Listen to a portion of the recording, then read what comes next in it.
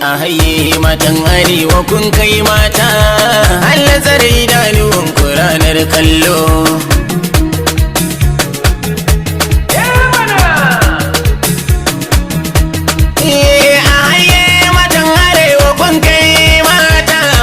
Tsare idanuwan ku ranar kallo.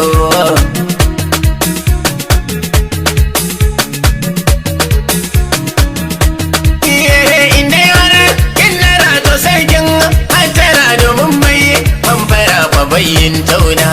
Ko an tunzira ba a fin gaban hakura mun sani don hannu ba ya kara hasken rana. Su kara ko da kar su kara suna gani gwanta yau na zamo kutumbun bauna. Bana kallon maki asara domin sai da irin su za a kai can kololuwa.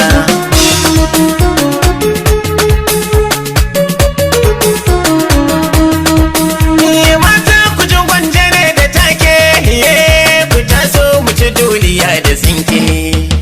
Mu bar masu da wasu ji su noke, ni dai na yi ɗamarar gudu da fallake.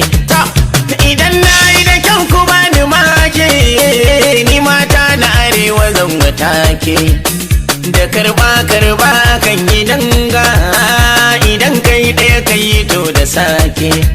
Ni da mata tafiyar muna gata da waske, inda duk sun kai zanabi su bana yin makuwa.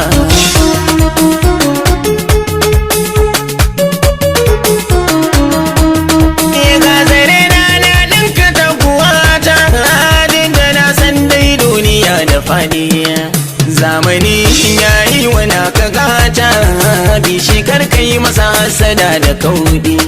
Lamarin Allah kun ga wanda ya ja, to da rami a gabansa za ya faɗi. Mai salo in kaji ya yi karkatanka, na yi mata suka ce abin da daɗi. Mai kare ka makarankatin da kura ta zo, ba da hannu baka kan na koshe mu neman ruwa.